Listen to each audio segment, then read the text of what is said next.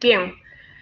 Evaluar el sistema inmune a través del laboratorio es una de las áreas apasionantes y de las más fuertes dentro del laboratorio. Nos permite abordar no solamente autoinmunidad, sino también la aproximación a través de la evaluación de infecciones y cómo responde nuestro sistema ante estas. Para eso vamos a recordar un poquito que, a ver, cuando existe una alteración de la hemostasis en nosotros, que se puede deber ya sea por la agresión a un agente externo, generalmente injurias producidas por algunos agentes infecciosos, vamos a activar nuestro sistema inmune.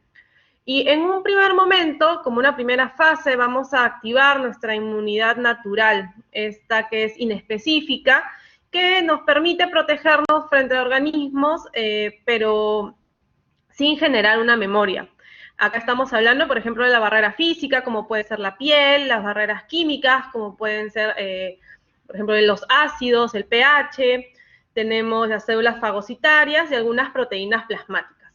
Ya en un segundo evento tenemos a la inmunidad adaptativa o específica, donde vamos a tener que es el conjunto de mecanismos que van a ser producidos posterior de haber entrado en contacto nuevamente con un mismo agente. Acá vamos a tener la inmunidad humoral, representada por los anticuerpos, y la inmunidad celular representada por los linfocitos.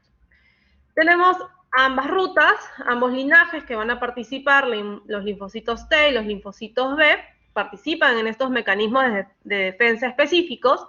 En el lado de los linfocitos T van a participar ya sea los TH1, TH2, como parte de los CD4, los CD8, los supresores, y cuya función principal va a ser la de destruir la célula infectada.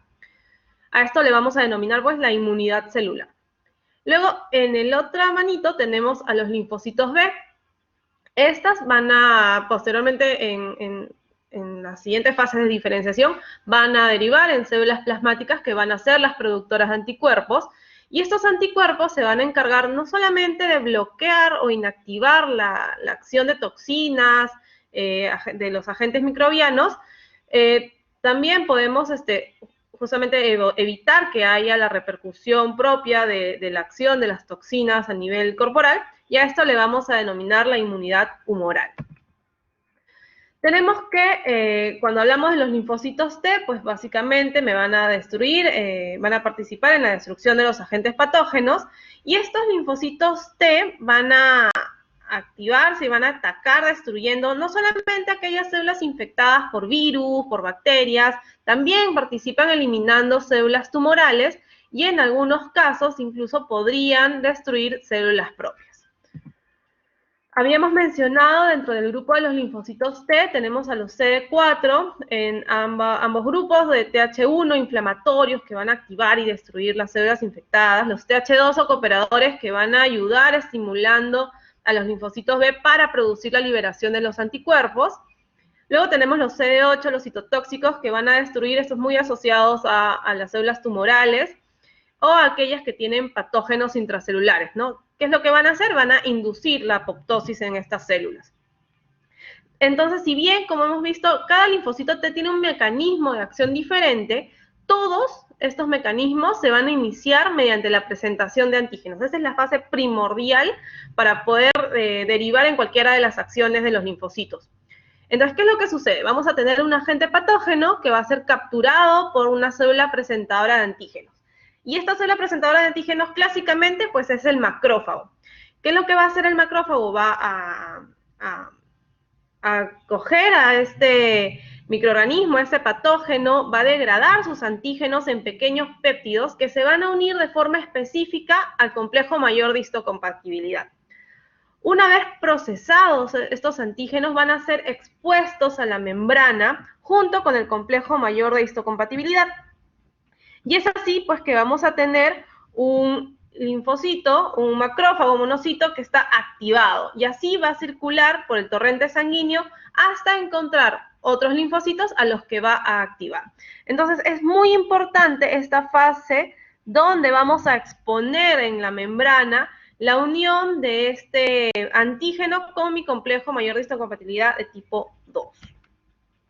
Y así pues va a circular buscando otros linfocitos y por ejemplo acá tenemos cómo va a activar a un linfocito T. En el caso de la inmunidad humoral tenemos que esta respuesta específica no nos vamos a valer directamente de las células, sino vamos a utilizar proteínas denominadas anticuerpos, ¿no? Que van a ser liberadas por las células plasmáticas y que van a actuar de manera específica contra los antígenos. Esta respuesta la vamos a poder producir cuando aparecen patógenos extracelulares o toxinas bacterianas. Y habíamos mencionado uno de los cooperadores, de los linfocitos T cooperadores, que van a ayudar y activar a los linfocitos B para la producción de estos anticuerpos. Una vez activos, los linfocitos B van a proliferar, van a aparecer dos linajes. Vamos a tener las células de memoria, que es como un VADMEC, una biblioteca de todos los agentes con los que alguna vez nos hemos visto enfrentados, y las células efectoras. Entonces, las células plasmáticas van a liberar un anticuerpo específico. ¿Qué es lo que va a provocar? Va a provocar la opsonización del antígeno y la fijación del sistema de complemento. Estos anticuerpos que se han producido por las células plasmáticas son también conocidos como inmunoglobulinas. Y estos son como misiles teledirigidos que nos permiten aprender y recordar las respuestas a patógenos invasores. Vamos a tener estos anticuerpos en dos formas, ya sea circulando de forma libre, o ya sea en sangre o en fluidos corporales, y también unidos a la membrana de un linfocito B. De acuerdo al tipo de cadena que va a encontrarse en los anticuerpos, podemos tener un grupo que se va a denominar de cadenas pesadas, y generalmente, por ejemplo, acá vamos a encontrar aquellos que son sintetizados por los linfocitos B, como es la inmunoglobulina M y la inmunoglobulina D. En el caso de la G, la A y la E son producidos directamente por células plasmáticas. En el caso de cadenas ligeras, tenemos dos tipos de cadenas ligeras, las kappa y las lambda. A ver, algunas precisiones en relación a la inmunoglobulina G y la M, que son las más ampliamente estudiadas. Tenemos que la G es la más abundante, representa el 80% del total de las inmunoglobulinas. Tiene esta propiedad de unirse rápidamente con los macrófagos, con los neutrófilos, que va a ocasionar pues la destrucción del microorganismo que éste ha fagocitado, ¿no? Puede atravesar la barrera placentaria, entonces ojo que este va a ser el responsable de la inmunidad en los primeros meses de vida de un paciente. Se secreta también a través de la leche materna, entonces responsable de la inmunidad fetal y la del recién nacido. En el caso de la inmunoglobulina M, esta va a representar solo el 6% del total de inmunoglobulinas, aparece en los linfocitos B unida a su membrana plasmática, y la vamos a manifestar en la respuesta primaria, activando también el sistema de complemento. Lo que les mencionaba, cómo es que se va a comportar la presencia de estas inmunoglobulinas en las diferentes etapas de la vida. Tenemos que va a haber una transferencia pasiva de inmunoglobulinas maternas,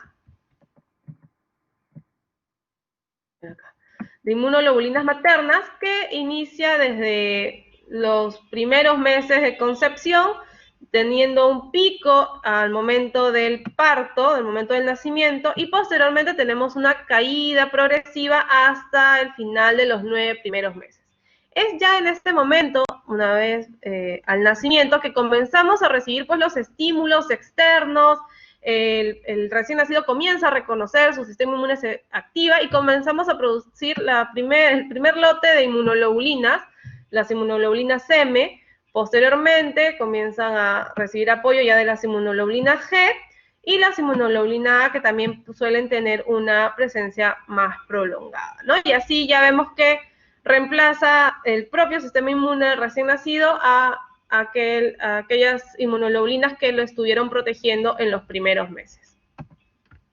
Entonces, desde el laboratorio podemos evaluar esta inmunidad humoral, justamente evaluando las moléculas circulantes. Podemos evaluar la inmunidad celular a través de la identificación, es decir, realizando un fenotipaje, cuantificando, es decir, existen, pero a ver cuánto, ¿no? Si en cantidad suficiente, y si existen en cantidad suficiente, si es que efectivamente son activos, están funcionando. ¿Para qué? Para poder confirmar que nuestro sistema inmune pues es íntegro, de que no existe ninguna deficiencia, de que no existe, por el contrario, alguna hipersensibilidad, algún incremento de la acción de este y el nivel de actividad. En cuanto a la evaluación de la inmunidad humoral, como les comentaba, y estaba directamente relacionada al dosaje de inmunoglobulinas, al dosaje de anticuerpos, incluso también autoanticuerpos específicos. Acá tenemos, por ejemplo, los ANA, tenemos las inmunoglobulinas, la M, la G, de repente asociada a diferentes patógenos, los anticuerpos, nuestras inmunoglobulinas M de manera total, algunas citoquinas que van a participar también en esta cadena de activación, las diferentes moléculas de adhesión, algunos receptores y las proteínas de complemento. ¿Y a través de qué metodologías en el laboratorio vamos a trabajarlas? Estos se van a denominar inmunoensayos. Entonces tenemos diferentes metodologías y es muy importante que al momento que ustedes se expresen sobre alguna prueba de laboratorio lo hagan con propiedad. Por ejemplo, mucho se utiliza el término de, ay, voy a hacerle a mi paciente un ELISA.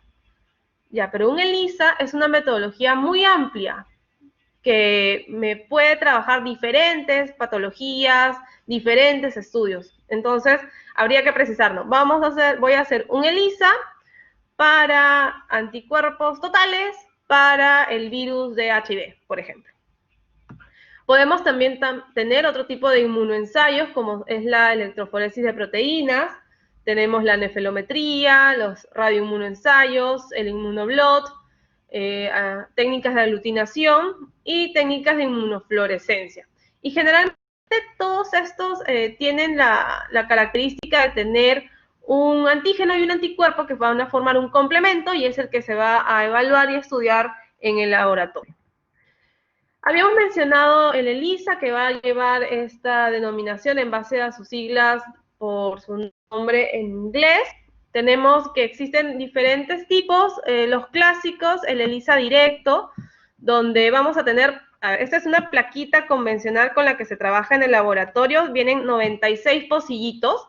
Entonces, en cada uno de estos pocillitos es acá donde va a variar qué es lo que voy a tener adosado a este pocillo. Por ejemplo, en un ELISA directo voy a tener en mi pocillo, imaginemos que este es un pocillito, voy a tener fijado un antígeno.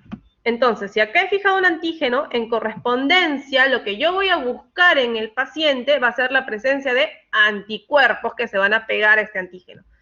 Voy a trabajar con conjugados que van a tener una fluorescencia o una coloración determinada, que generalmente es directamente proporcional a la cantidad de antígeno o de anticuerpo presente en el paciente. En el caso de un ELISA indirecto, tenemos un antígeno, pero asociado a un anticuerpo.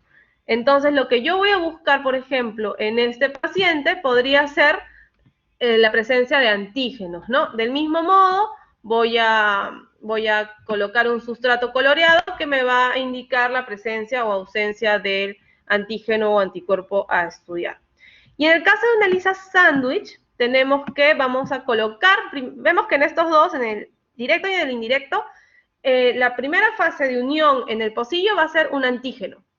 Esto cambia en el ELISA sándwich, vamos a tener primero un anticuerpo, vamos a colocar probablemente la búsqueda de un antígeno, posteriormente va a tener pasos adicionales, ¿no? Posteriormente un anticuerpo específico y luego un anticuerpo contra todo este primer complejo, ¿no? Igual, del mismo modo, trabajamos con coloración. La ventaja del método de ELISA es que es un método cuantitativo y tiene muchos años que ha permitido estandarizarlo y trabajarlo y tener bastante experiencia con esta metodología. Es de fácil realización. Otra ventaja cuando apareció ya hace varias décadas es que no requiere el uso de isótopos radioactivos que hasta ese momento generaba un problema de incluso salud ocupacional porque se había visto un incremento en la tasa de eventos neoplásicos en personal de laboratorio y era justamente asociado al uso de reactivos radioactivos. Tiene una excelente reproducibilidad, es decir, lo puedo repetir varias veces y me va a dar resultados muy aproximados, muy similares. Nos va a permitir detectar anticuerpos, nos va a permitir detectar antígenos, autoanticuerpos e incluso algunas subclases de inmunoglobulinas. ¿Cuál es la desventaja? Que esta solución básicamente es una reacción en líquido, entonces no es algo que me va a generar un recuerdo perdurable para en algún momento de repente, si es que quisiéramos ver la placa coloreada, no se va a poder ver. Vamos a tener simplemente la cuantificación que se va a poder realizar a través de los analizadores. Luego tenemos la metodología de Immunoblot. Este es un método cualitativo. Me va a permitir identificar anticuerpos específicos. Es bastante sencilla su realización y la ventaja es que me va a dejar un registro permanente. Este es básicamente el principio del Western blot, por ejemplo, donde vamos a tener que proteínas virales se fijan a un papel de nitrocelulosa. Entonces, al fijar las proteínas, estas proteínas van a actuar como antígenos. Voy a colocar suerito, muestra de mi paciente, en quien yo sospecho que tiene la infección y que ya desarrolló anticuerpos contra el HIV. Vamos a esperar que haya esta unión antígeno-anticuerpo.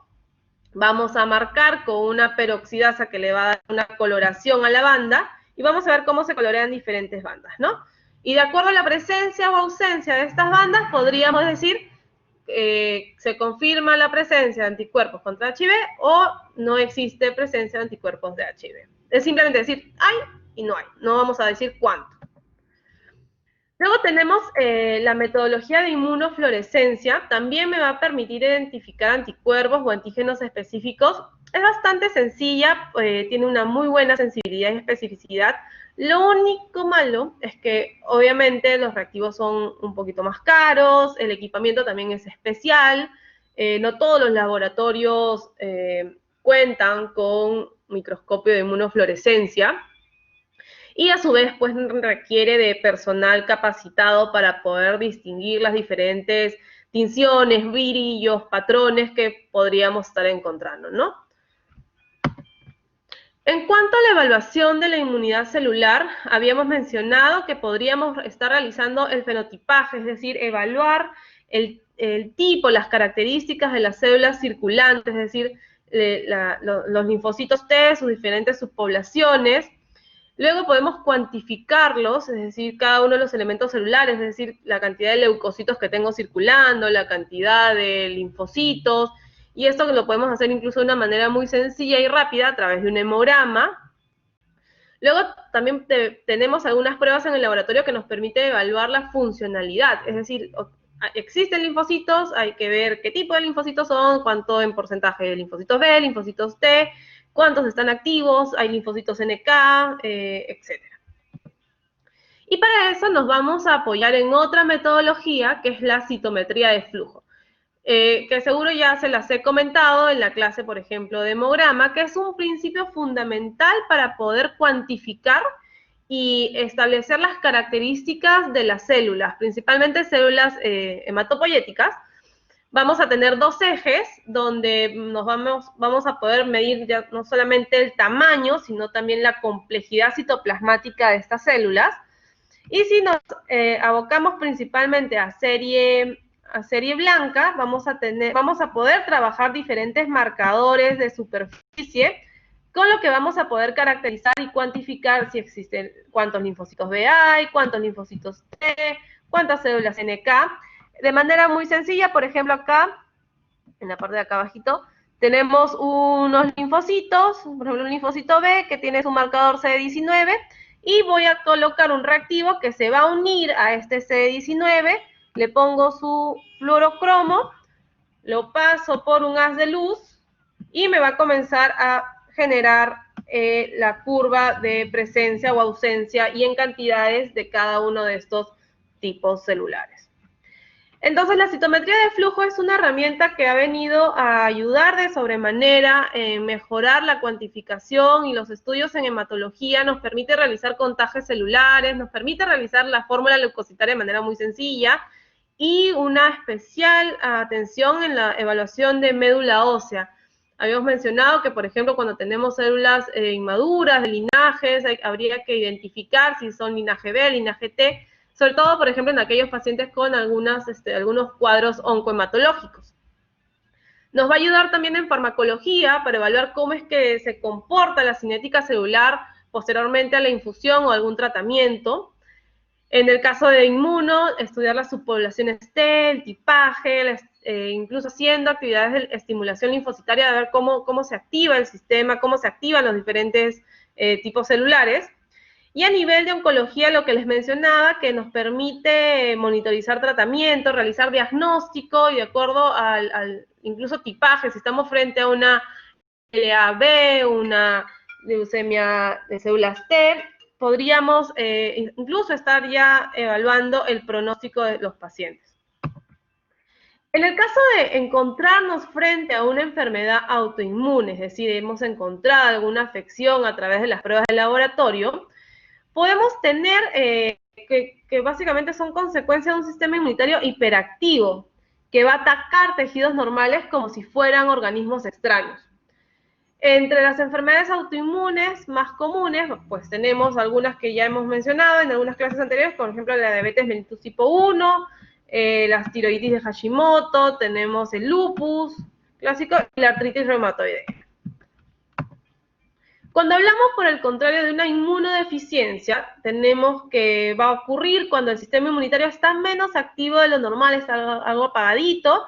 ¿Y qué es lo que va a pasar? Pues aprovechan infecciones, algunos microorganismos oportunistas, que incluso pueden llegar a colocar en peligro la vida de nuestros pacientes.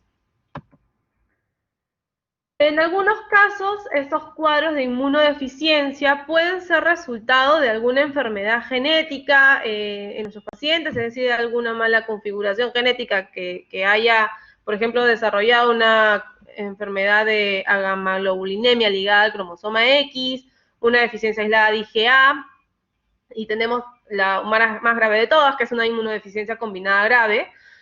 Tenemos aquella también que es producida por fármacos como cuáles, por ejemplo, corticoides, que sabemos que de acuerdo a la dosis que vamos a dar podemos tener efectos inmunosupresores. Tenemos también los tratamientos en quimioterapia, en radioterapia, que van a condicionar generalmente cuadros de inmunodeficiencia temporales. Algunos, por ejemplo, cuando hay que acondicionar a un paciente para un trasplante, se les da estas sesiones de quimioterapia, radioterapia, para tener este sistema inmune completamente adormecido, justamente aprovechando para realizar un trasplante y que haya una nula respuesta, reacción contra el nuevo tejido que se está colocando y poco a poco, posteriormente, se va modulando. Luego tenemos también la inmunodeficiencia asociada a infecciones. Y aquí a la cabeza y la más representativa, pues tenemos al síndrome de inmunodeficiencia adquirida en su estadio final denominado SIDA. En el caso de la infección por HIV, tenemos que sus dos dianas principales van a ser el sistema nervioso y el sistema inmune. Una vez que tenemos el ingreso del virus al paciente, se va a desarrollar esta fase infectiva donde va a iniciarse a partir de tejido mucoso, a través de la sangre, por contaminación sanguínea, que va a condicionar posteriormente una inmunodeficiencia profunda, que va a afectar principalmente a la inmunidad celular. Es decir, esta infección va a ser, esta deficiencia va a ser severa a consecuencia de la pérdida grave de los linfocitos T CD4. Y esta pérdida de linfocitos T va a deberse pues a los efectos citopáticos directos que tiene el virus, ya que necesita estos TCD4 para su replicación. Vemos que se producen más de 100.000 millones de partículas virales al día. Entonces mueren algo de 1.000 a 2.000 millones de linfocitos T cada día. Entonces va a llegar un momento en que el sistema inmune pues no va a darse abasto para sustituir la cantidad de linfocitos T que están siendo infectados y que están siendo destruidos. Entonces, a medida que la enfermedad avanza, la renovación de estos linfocitos T no va a poder mantener el ritmo y vamos a comenzar a manifestar las clínicas características y sobre todo asociado a las infecciones oportunistas en estos pacientes. ¿Cómo es que vamos a evaluar la presencia de este virus en nuestros pacientes, en aquellos que tenemos una alta sospecha? Pues podemos realizar métodos directos, es decir, buscando propiamente al virus, donde vamos a buscar antígenos del virus, ya sea generalmente por pruebas moleculares, vamos a trabajar con una PCR en tiempo real, cuantitativa, puede ser también solo cualitativa, hay, no hay. Y también el método, obviamente, el gold estándar es el cultivo y el aislamiento viral. Sin embargo, en laboratorio de rutina, pues esto es casi imposible porque realmente se trabaja los cultivos virales en laboratorios de investigación. Entonces, las pruebas moleculares, que también son altamente específicas, también son gold estándar, pues básicamente son el respaldo confirmatorio como método directo. Luego podemos tener algunos métodos indirectos y acá lo que vamos a buscar va a ser más que nada cómo es que la respuesta del cuerpo, ¿no? Es decir, vamos a buscar la presencia de anticuerpos, generalmente anticuerpos totales, en el caso del HIV, y las metodologías más utilizadas, ya habíamos mencionado el ELISA, es por eso que de manera clásica cuando alguien le menciona a una persona común y silvestre que no es, que es ajena a temas de salud, mencionamos ELISA y automáticamente lo asocia con una prueba de HIV, ¿no? Porque las primeras que salieron eran bajo esta metodología. Sin embargo, ya ustedes, como son personal de salud, ya van a hablar con propiedad y tienen que decir nombre completo. ELISA para HIV. O porque también pueden estar hablando de un Western blot para HIV, donde también vamos a buscar anticuerpos. Pueden estar utilizando también inmunofluorescencia indirecta para HIV y algunas pruebas rápidas que son, por ejemplo, las que ahora están de moda, las de inmunocromatografía. Y son justamente estas las que vamos a utilizar para controles de tamizaje, son las denominadas pruebas rápidas. Las van a utilizar de todas maneras cuando estén en su serum porque forman parte del abordaje de las gestantes. En su primera consulta, incluso la obstetriz tiene como protocolo realizarle una prueba rápida para HIV. Es un ensayo inmunoenzimático, tenemos el mismo efecto, la unión antígeno-anticuerpo. Se basa en el test de aglutinación y nos permite tener una detección rápida. Como tiene tanto tiempo de estudiadas estas pruebas, sobre todo para HIV, tienen una muy buena sensibilidad. Sin embargo, podemos tener algunos casos de falsos positivos, falsos negativos, que siempre ameritan confirmación, pues, ¿no? Acá tenemos la inmunocromatografía. En el caso de HIV vamos a detectar los anticuerpos y no vamos a detectar componentes virales. Ojo, vamos a detectar la presencia o ausencia de anticuerpos en el paciente. Es un método cualitativo, es decir, le vamos a decir positivo, negativo, y generalmente es visual la interpretación con la coloración de una banda en caso de que sea positivo, ¿no? Las más utilizadas y las más recomendadas son las pruebas de Abbott para HIV, que son buenísimas, tienen muy buena reproducibilidad con pruebas moleculares y generalmente son las que se recomiendan. Ya luego en la clase que vamos a hacer sobre coronavirus, ya les voy a contar todo el drama de las pruebas rápidas para ese virus. En el caso del ELISA ya habíamos conversado un poquito, es este método enzimático que también puede ser cualitativo, indirecto, basado en el principio de sándwich.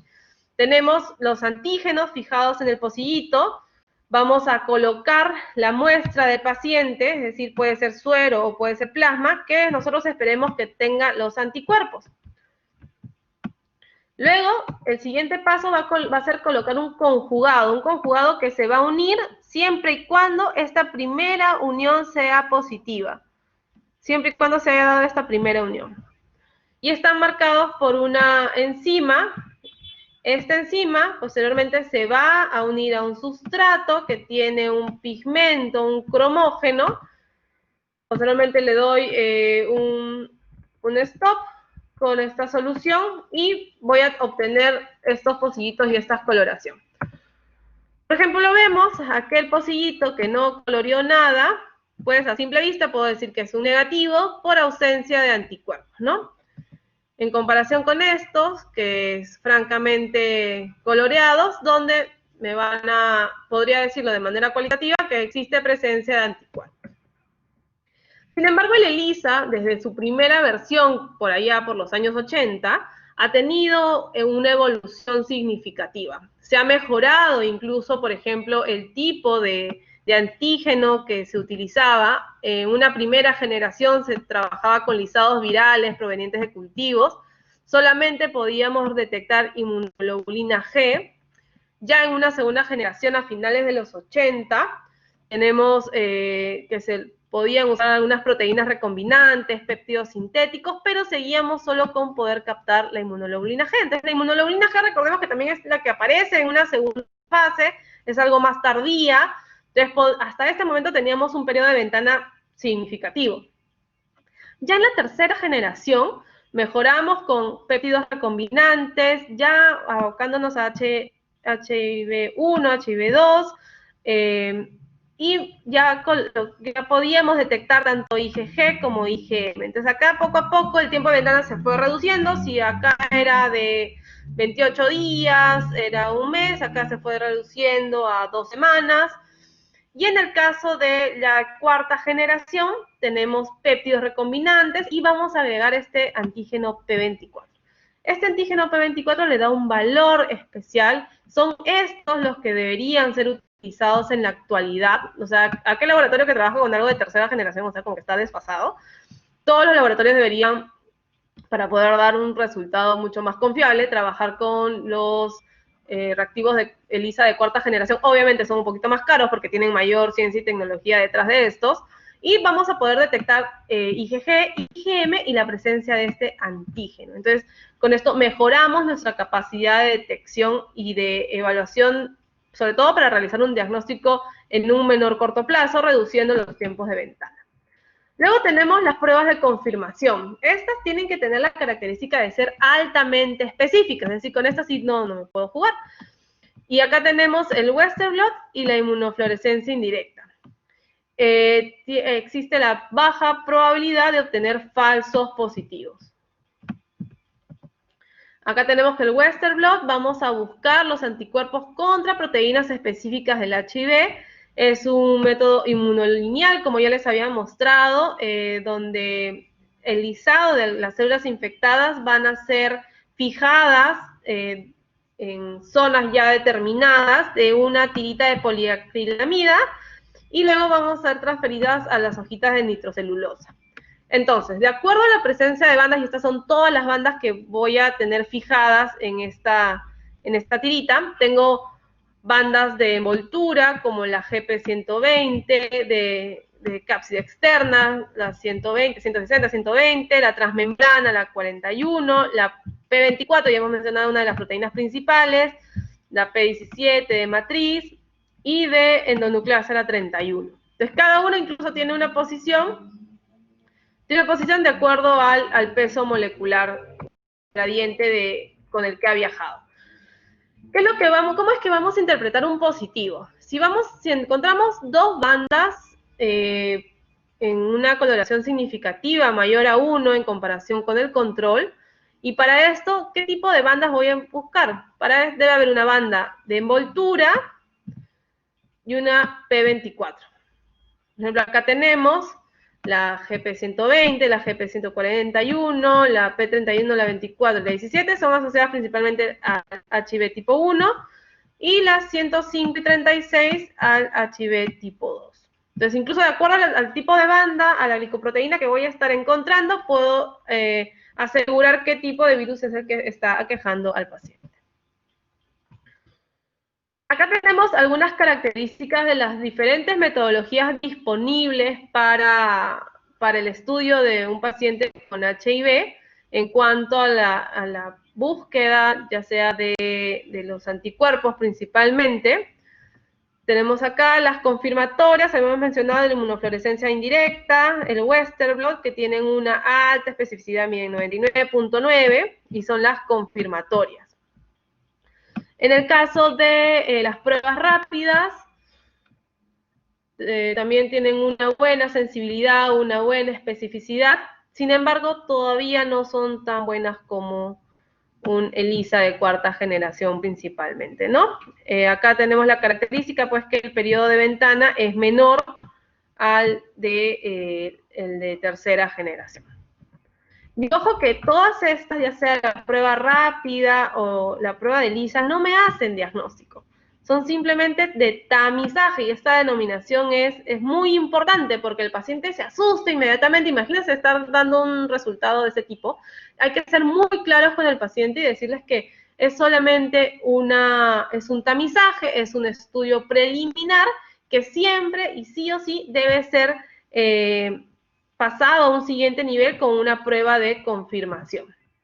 Para eso existen diferentes flujogramas ya propuestos por la OMS, tenemos también los flujogramas propuestos por MINSA, donde podemos comenzar a partir de una evaluación con prueba rápida.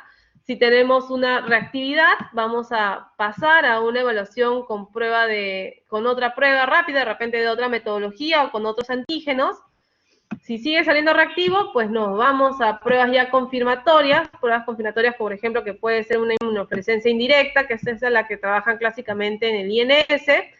Si es positivo, pues decimos que está infectado por HIV, ¿no? Pero hasta este momento no le damos ningún veredicto a nuestro paciente. Ojo que podemos hacer también la otra línea. Si tengo mi primera prueba rápida positiva, puedo hacerle ya el ELISA, buscando anticuerpos. Si sale reactivo, le hago las pruebas confirmatorias, nos vamos nuevamente al IFI y podemos tener la opción de la positividad, que finalmente en caso salga, por ejemplo, indeterminado, como algunas veces sucede cuando son a veces fases muy tempranas de enfermedad, tenemos que hacerle la confirmación con un Western blot y con este definimos, ¿no? Si es que tenemos un caso de indeterminado, debemos pedirle al paciente que no se nos pierda y debemos repetir el estudio en 3 a 6 meses. Ojo que si existe mucho factor de riesgo, ustedes tienen que, al momento de que evalúan al paciente, lo entrevistan, su ojo clínico tiene que hacerles ver de que de repente estamos frente a un paciente que podría estar en periodo de ventana y a quien deberíamos recomendarle un seguimiento posterior con algunas pruebas de tamizaje. Entonces, hasta ese momento estamos haciendo el diagnóstico. ¿Mi paciente tiene o no tiene HIV? Ahora, ¿con qué pruebas voy a complementar ya el estudio, el seguimiento de mi paciente? Es muy importante realizar un recuento del linfocito CD4, CD8. ¿Por qué? Porque de este modo voy a poder predecir el estado en que se encuentra, del estado de evolución de la enfermedad. Si es que estamos en fases muy terminales o en fases tempranas, donde incluso el recuento linfocitario no se ha visto afectado. Es un parámetro importantísimo para iniciar tratamiento. Me permite evaluar el éxito de la terapia antirretroviral en aquellos que ya iniciaron Targa. Y vamos a tener en consideración pues algunos parámetros de referencia. Normalmente debemos tener un recuento de CD4 entre 600 a 1500 células por milímetro cúbico. En el caso de CD8 deberíamos tener entre 300 a 800 células por milímetro cúbico. Y siempre debe existir una relación de 2 a 1 entre la CD4 y la CD8. Con valores superiores de 500 en CD4, pues tenemos que nuestro paciente probablemente esté pasando en un periodo de ventana sin signos ni infecciones oportunistas. Tranquilo, de repente no sabe. Eso sucede mucho a veces en banco de sangre, como el HIV forma parte de las pruebas de tamizaje que se le hace a los donantes. Existe una buena tasa en donde muchos de ellos van, y da bastante penita, porque muchos de ellos van de una manera voluntaria, inocentemente, a colaborar, a donar, y a veces salen resultados sorpresa, ¿no? Porque el paciente está en aparente buen estado de salud. Ya cuando tenemos un recuento de CD4 disminuido entre 200 y 500 células, vamos a ver que se incrementa ya el riesgo de algunas infecciones. Acá tenemos a la cabeza virales como herpes, infecciones de piel, algunas infecciones pulmonares. Acá tenemos a la cabeza las neumonías por neumocistis carini. La tuberculosis comienza a ser más prevalente en este grupo y también algunas coinfecciones virales por citomegalovirus. En el caso del recuento siga cayendo, ya vamos a algún paciente que tiene entre 50 a 200 células CD4, vamos a incrementar de manera significativa el riesgo de neumonía por neumocistis carini. Ya en este estadio se recomienda iniciar tratamiento preventivo y con valores inferiores a 100, de todas maneras, iniciar profilaxis para infección masiva por micosis. Por debajo de 50 es más que asegurado que este paciente va a llegar con alguna infección oportunista. Igual se debe continuar las medidas preventivas. Entonces, ¿cómo es que se va dando este comportamiento? ¿No? Vemos que en la primoinfección, que es en meses, vamos a tener un pico muy incrementado de replicación viral. En este momento la cuantificación de virus es altísima. Esta lo vamos a medir mediante pruebas moleculares de carga viral. Vemos que esta posteriormente pues cae porque nuestro sistema inmune, nuestros CD4 comienzan a luchar, comienzan a hacerle la batalla. Se mantiene esta fase de latencia que, como ustedes bien saben, puede ser de meses, años incluso, hasta que nuestro recuento de CD4 comienza a caer de manera significativa. Ya comienzan a aparecer cuando encontramos recuentos disminuidos debajo de 500, candidiasis, pueden aparecer algunas complicaciones neoplásicas como sarcomas de Kaposis, linfomas, ya por debajo de 200, infecciones por neumocistis, toxoplasmosis, citomegalovirus, y vemos que acá ya la curva de replicación viral, de carga viral va aumentando y le va ganando pues la batalla a nuestro recuento de CD4. Y que básicamente esta ya es la fase terminal, la fase SIDA. Entonces es importante no solamente saber cuánto de leucocitos tengo, sino también cuánto de virus de HIV existe. Nos va a indicar de manera directa la actividad del virus, nos va a permitir evaluar el nivel de riesgo de desarrollo de la enfermedad, nos permite también modificar la terapia antirretroviral, de repente debo incrementar algún medicamento complementario, de repente la droga no está dando resultado o comienza a perder efectividad, entonces me permite hacer cambios rápidos en la carga viral. De repente esta carga viral comienza a incrementarse, todavía no se ha afectado mi recuento de CD4, entonces me permite hacer un manejo mucho más adecuado. Y por ejemplo, acá tenemos cómo es que se va a dar el tiempo de medio de detección de acuerdo a las metodologías que se pueden emplear. Tenemos que si el día 0 fue el día en que nos expusimos al virus de HIV, a través de carga viral podemos detectarlo a los 7 a 14 días. Entonces vemos que es casi inmediato. Entonces, si es que ustedes reciben un paciente que le dicen, no, que probablemente yo he tenido un contacto de riesgo hace 10 días, la prueba que debo pedirle es una carga viral. Si le pido anticuerpos, no le voy a encontrar nada porque todavía no le hemos dado tiempo al cuerpo para que genere estos anticuerpos.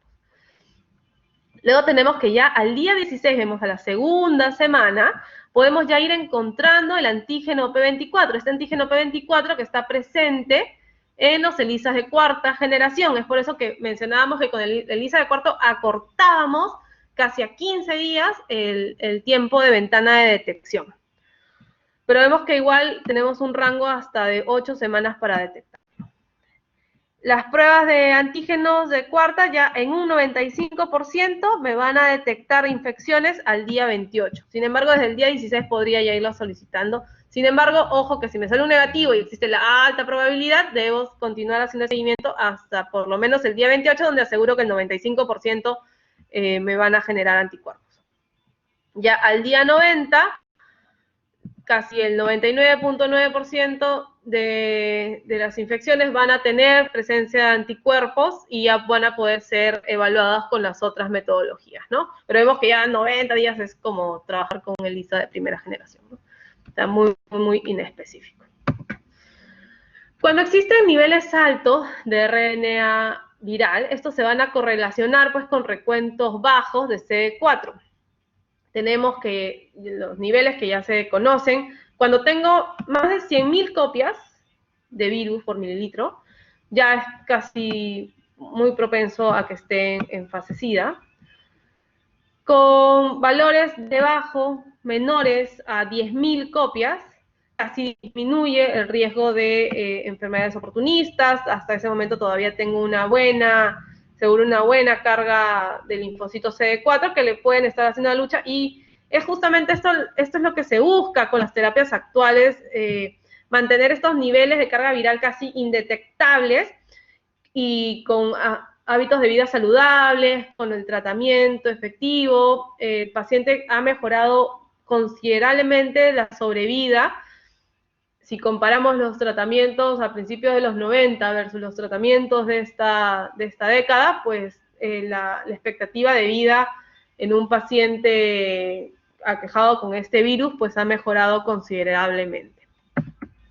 Bien, les dejo también algunos alcances. Hay un artículo bacán del doctor Álvarez Carrasco, que es justamente donde existen estos flujogramas diagnósticos de cómo vamos a abordar el manejo de las pruebas para nuestros pacientes, y algunos alcances en YouTube sobre sistema inmune. Acá también una línea en tiempo de cómo se comporta la carga viral, el recuento CD4, para que lo revisen con paciencia, y también relacionado a las diferentes pruebas de laboratorio.